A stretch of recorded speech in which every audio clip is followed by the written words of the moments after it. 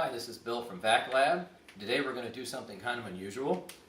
I have just acquired an Oreck XL2800. I think it's from 2000, so it would make it about 17 years old. And we're going to try to do carpeted stairs with it. I know it's kind of unusual. I bet you not too many people are going to use it to vacuum stairs, but it does weigh 8 pounds.